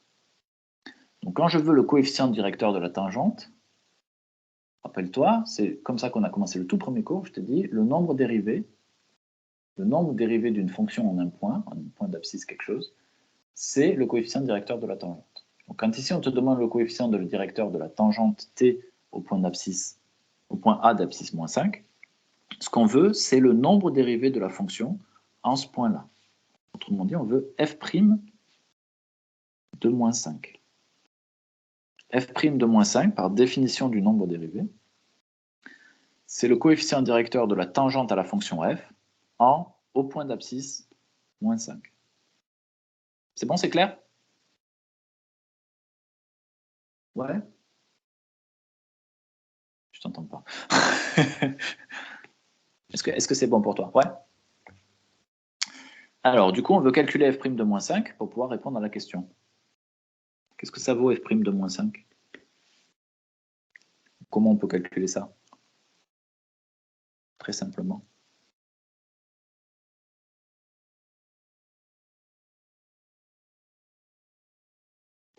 Qu'est-ce qu'on va utiliser pour calculer f' de moins 5?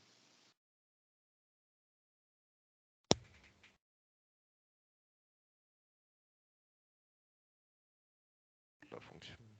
Ouais, tout simplement. Et donc, qu'est-ce qu'on obtient?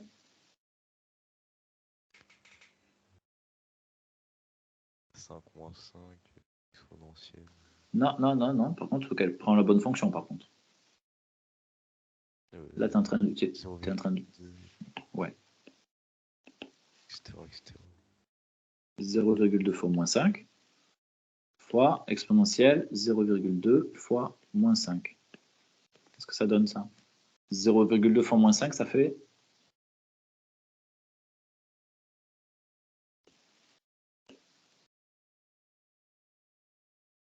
C'est moins 1. Moins 1. Donc ici, on a aussi le même calcul.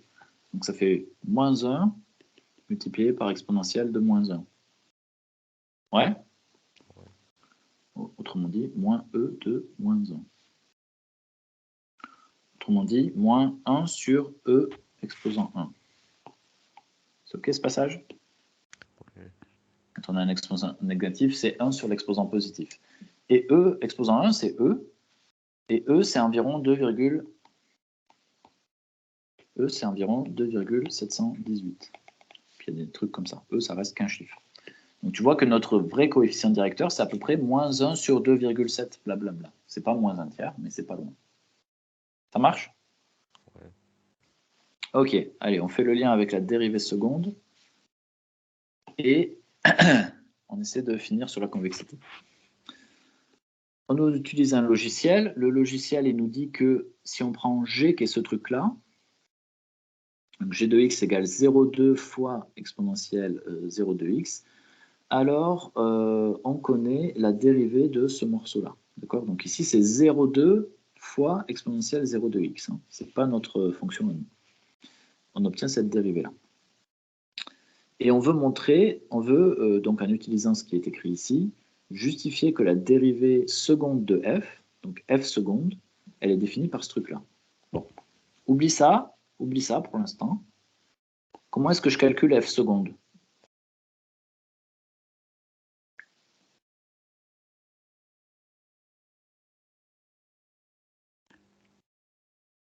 F seconde, c'est la dérivée de qui?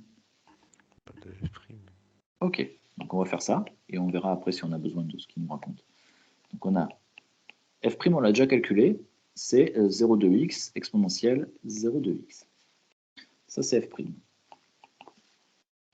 Je veux dériver ce truc-là. Donc il faut que je trouve quelle est la forme de cette fonction pour pouvoir la dériver. Donc, toujours pareil, est-ce que c'est la forme k? Xn, e de x, k fois u, u plus v, u fois v, u sur v, u de v. On connaît de quelle forme ici?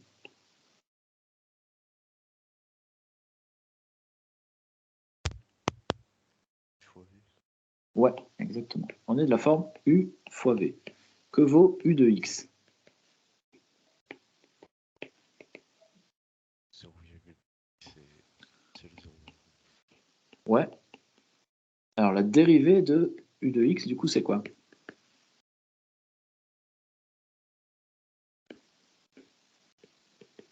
U', ça vaut... 0,2 fois...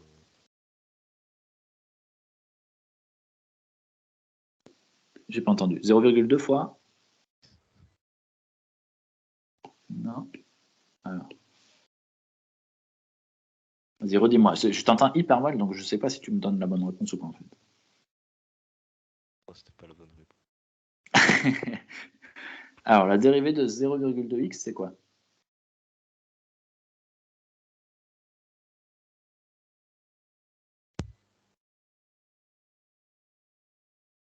La dérivée de x, c'est quoi?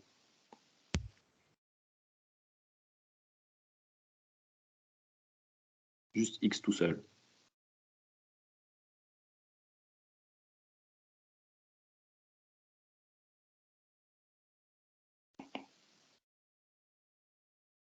C'est quoi la dérivée de x?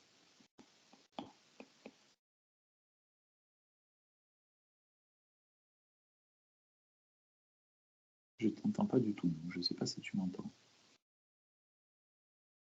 Non, je t'entends. Ah, ça y est. Non. m'entends? Je réfléchis. Ok, d'accord.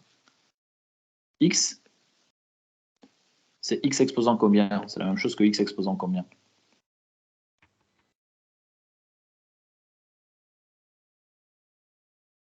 Quand il n'est pas écrit, c'est quel exposant? Exposant 1. Ouais. Et quand je dérive X exposant 1 avec la formule que je connais, qu'est-ce que j'obtiens? Non. Ça fait 1, X, et quel exposant ici?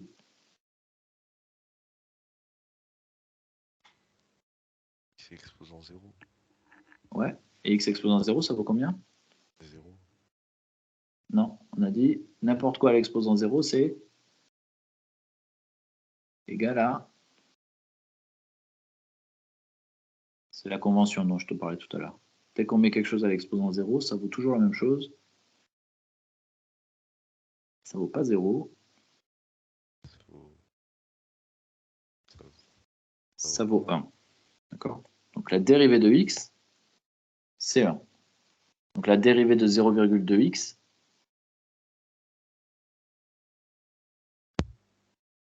c'est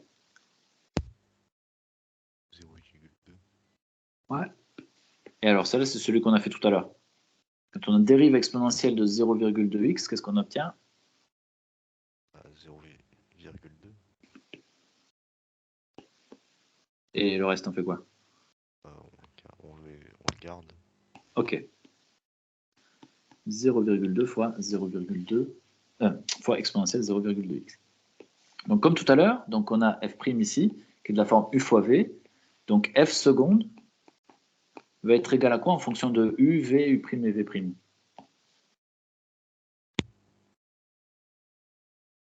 J'ai pas entendu. Ouais, on a f' qui est de la forme u fois v. Et moi, je veux la forme de la dérivée, du coup. U' plus v'. Ouais. Et maintenant, on applique ça avec tout ce qu'on a trouvé. Alors, qu'est-ce que ça donne?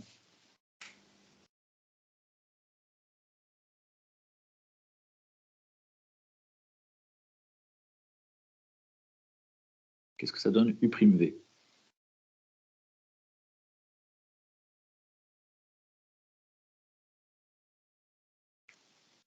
Donc ici, on ne l'écrit pas à chaque fois, mais c'est un multiplié. 0,2 fois exponentielle 0,2x plus 0,2x fois 0,2 fois exponentielle 0,2x.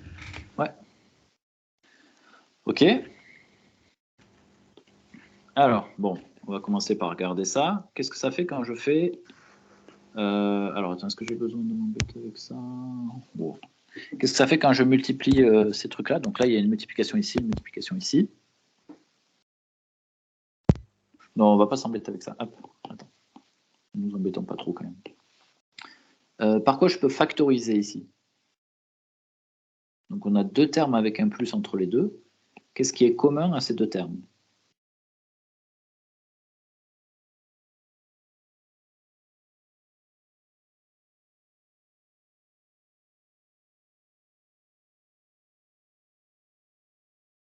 Tu comprends la question ou pas? Ce qui est commun. Ouais, 0,2 exponentielle 0,2x. exactement. Donc, comme c'est commun, on va... va pouvoir le mettre en facteur. Tout à fait. Donc qu'est-ce que je vais avoir au début? Plus, qu'est-ce que je vais avoir ensuite? 0,2x. Alors celui-là, il est là. Qu'est-ce que j'ai ici? 0,2 exponentielle et tout. Non, tu l'as mis en facteur celui-là. Si je le remets là, quand je vais développer, je ne vais pas obtenir ce que... Juste 1, ouais. Juste 1, d'accord? Quand tu factorises, il faut que quand tu redéveloppes, tu retombes sur ça. Donc je vais prendre ça, je vais multiplier par 1, je vais obtenir ce terme. Plus, je vais prendre ça, je vais multiplier par ça, je vais obtenir ce terme. Ok, donc là j'ai f seconde, qui a cette forme-là. Tout va bien. Bon, je ne sais pas pourquoi ils nous en... Ouais, bon, eux, ils l'avaient écrit un peu différemment. Bon, c'est la même chose. Je ne sais pas vraiment pourquoi ils nous emmerdent avec ça. Ok. Bon, ici, on aurait pu prendre celui-là aussi. Ce qui s'est passé, la seule différence, c'est que le 0,2, ils l'ont intégré là-dedans. Donc ici, ils ont gardé exponentielle 0,2x. Et du coup, ils ont fait 0,2 fois ce qu'il y avait à l'intérieur, donc ça fait 0,2. Et 0,2 fois 0,2, bah, ça fait 0,04x. Ça ne va rien changer à notre calcul ensuite, donc je ne sais pas pourquoi ils nous demandent ça. Bon, c'est pas grave. OK, et là, on retrouvait ce qu'on voulait. Bon. Ce qui m'intéresse, une fois qu'on a trouvé f seconde, c'est juste d'étudier la convexité à la fin. Et on finit sur ça. Donc, on a dit la convexité de la fonction. On a dit f est convexe. Ça veut dire que f' est croissante. Et donc, ça veut dire qu'f seconde est positive. Ouais, c'est bon? Ouais. On a dit même chose, concave, f' décroissante, f seconde négative. Autrement dit, si on est capable d'étudier le signe de la dérivée seconde, on va pouvoir dire si f était convexe ou concave. Ici, la dérivée seconde, elle est bon, soit sous cette forme, soit sous celle-là. C'est pareil. Et on veut étudier son signe. Donc, comme tout à l'heure, comme quand on étudiait le signe de la dérivée, ici, on a une multiplication. Quel est le signe de ce morceau-là?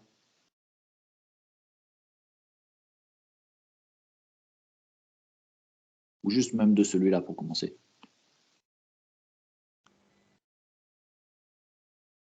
Est-ce qu'on sait dire si c'est positif ou négatif, ça?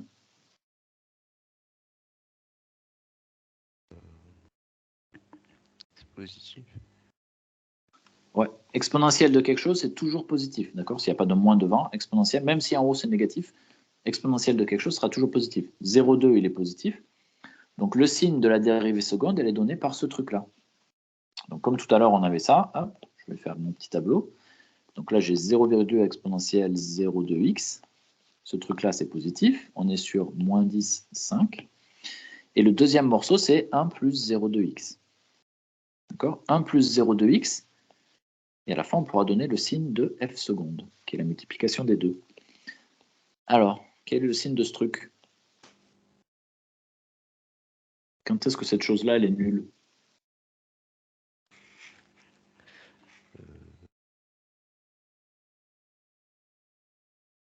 Quand on dit que c'est négatif.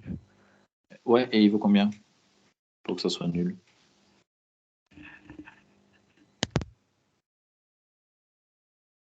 Combien doit être égal à x pour que ça soit égal à 0?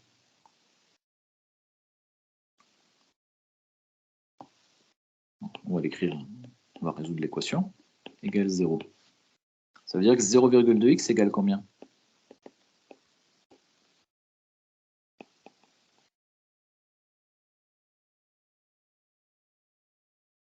Ah, c'est moins 1. Moins 1, tout à fait, on enlève 1 de chaque côté. Et donc x égale combien? Moins 1 sur 0,2. Ouais, alors combien ça vaut ça? Tu sais quelle fraction? Tu sais quelle fraction c'est ça? C'est 1 sur combien? 1 sur 2. Non, 1 sur 2, ça fait 0,5. C'est 0,05. Non.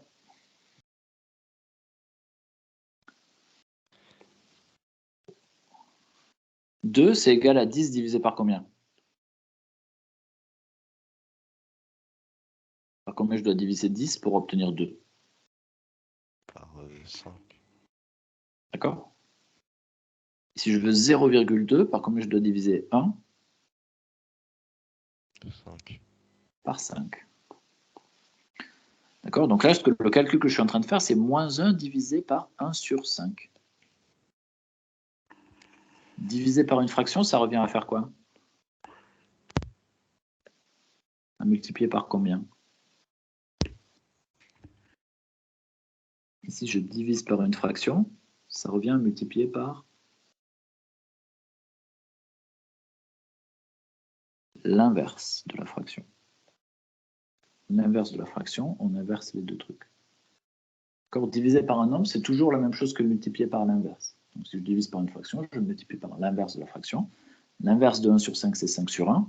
Et combien ça vaut ce calcul?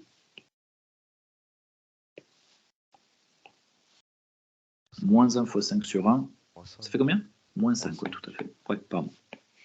Moins 5. Donc, on voit que 1 plus 0,2x, ça vaut 0 en moins 5. Est-ce que c'est positif ou négatif avant? Positif ou négatif après? Ce truc-là.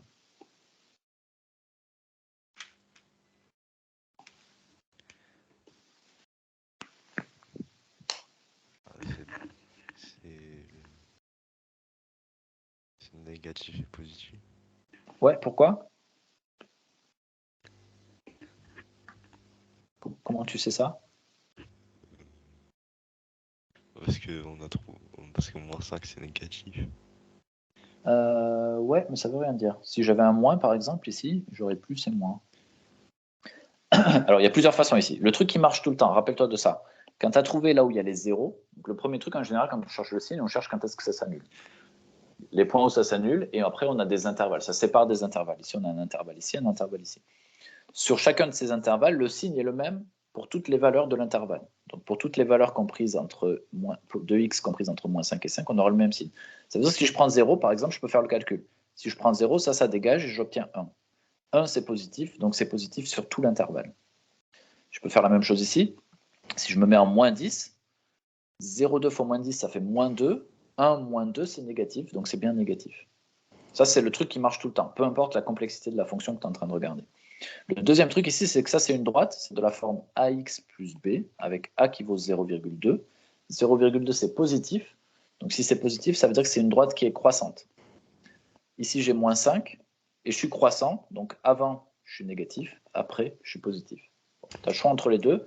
Le système de dire je prends une valeur dans mon intervalle, ça marche tout le temps. Bon, une fois que j'ai ça, on va conclure rapidement. F seconde, c'est la multiplication des deux. Est-ce que tu peux me donner le signe de F seconde?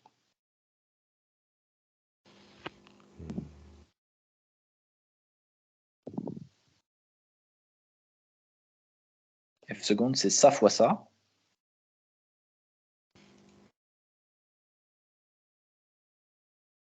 Donc F seconde, elle est nulle pour quelle valeur de X?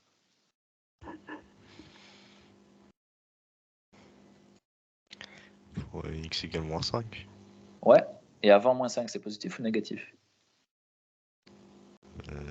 Négatif.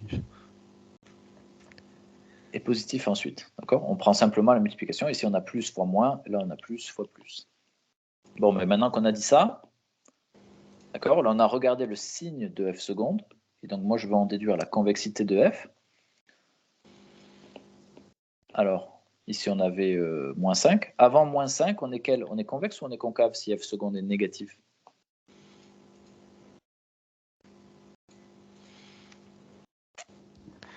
On est concave.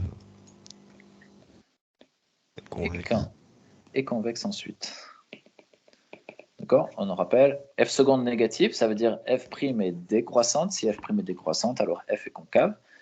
F seconde est positive, ça veut dire que F' est croissante et donc F est convexe. Ça va? Ouais. Ok. Donc c'est typiquement le genre d'exo. Alors c'est un exo complexe, ça c'est un exo du bac ici. Ce qu'il faut comprendre en fait, c'est qu'on répète tout le temps la même chose. On est tout le temps en train de regarder une fonction, la dérivée, regarder le signe de cette dérivée. Donc il faut bien savoir, bien connaître tes formules de dérivée, savoir les utiliser pour pouvoir calculer tes dérivées. Ensuite, on veut étudier le signe de ces dérivées. Donc, pour faire ça, on essaie d'écrire la dérivée sous la forme d'une multiplication, d'une division, enfin, deux multiplications et deux divisions, il faut qu'il y ait les deux, pour pouvoir faire ces petits tableaux comme ça où on étudie chacun des termes. Et une fois qu'on a chacun des termes, on est capable de dire la positivité, enfin le signe, donc positif ou négatif, de la fonction. Et une fois qu'on a cette dérivée, qu'on a son signe, si c'est f', alors on va pouvoir en déduire les variations de f. Si c'est f seconde, dans ces cas-là, on va pouvoir en déduire la convexité ou la concavité de la fonction de départ. Mais après, le schéma global, c'est toujours le même. C'est on prend la dérivée, on regarde le signe, on en déduit quelque chose. Donc il faut bien savoir dériver, donc bien connaître tes formules, être assez à l'aise. Plus on va en faire, plus ça sera simple. Et ensuite avoir en tête les choses qu'on a vues au début, c'est-à-dire comment on étudie les variations, le lien entre signe de la dérivée et variation de la fonction. Après, pour la convexité-concavité, le lien entre convexité de la fonction, croissance, variation de la dérivée et donc signe de la dérivée seconde. Et puis la formule de l'équation de la tangente. Globalement, tu as ce qu'il faut en tête, il faut que tu le bosses encore un peu, c'est normal. N'hésite pas à relire mes emails avant qu'on se voit, si ce n'est pas déjà fait. Garde tout ça en tête, prends le temps. Ok, nickel. Ouais, je m'en suis douté parce que quand j'ai vu que tu avais les formules en tête, ou une bonne partie des formules en tête, c'est bien. De toute façon, il n'y a que ça. Il y a un moment, il n'y a pas énormément de choses à savoir. En fait, si tu as bien compris les trucs de base, mais il faut quand même avoir bien en tête tes dérivés, tes formules. Enfin, là, il n'y a pas le choix sur ces trucs-là. Après, plus on fera d'exo, plus ça sera clair dans ta tête comment on fait les choses. Mais prends ton temps, globalement, tu as les bons réflexes. quand tu n'hésites pas, enfin quand tu doutes pas, t'es plutôt la première idée que tu as, elle est souvent bonne. Le seul truc, c'est que c'est un truc que tous mes élèves font. N'essaie pas de deviner, d'accord? N'essaie jamais de deviner. Plutôt que de deviner en espérant être juste, ce que tu dois faire, c'est tu dois essayer et vérifier si oui ou non c'est juste. Parce que tu connais tes règles de base en maths, donc il n'y a pas trop de problème sur ça, c'est juste prendre le temps de vérifier. Et puis voilà, on est pas mal déjà. Ton test, il est quand? Je sais pas, c'est même pas entre guillemets officiellement annoncé. Ah ok, d'accord, bon, on verra alors. Il y en aura forcément. Ça marche. On va pas rester comme ça jusqu'à la fin de l'année. Oui, c'est un peu le bordel, ouais. Faut espérer. Ok, donc là, on se retrouve la semaine prochaine, mais du coup, ce sera bien jeudi. On reprend le jeudi. Ça marche pour toi? Toujours la même heure. Ouais, 10h30 midi, c'est top pour moi. Ça marche pour toi aussi? Ouais, ça marche. Ok, nickel. Ben, je te souhaite une bonne fin de vacances et une bonne reprise, et puis on se retrouve jeudi. Merci. Ciao. Au revoir. Ciao.